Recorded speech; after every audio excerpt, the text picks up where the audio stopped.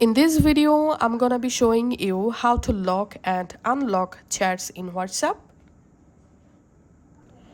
Go to your WhatsApp and go to the chat, which chat you want to lock.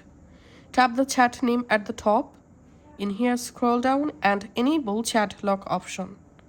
Tap on continue and then you have to verify your lock. And we can see the chat is now locked and removed from my primary chat list. Now, to find all of your hidden or locked chats, you have to swipe left and then the locked chats folder will visible. Tap on locked chats, verify the chat lock, and here you will find all of your locked chats.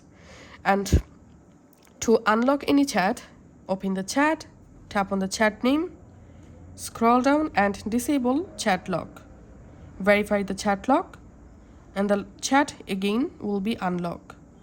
So that's how you can actually do it. Thanks for watching.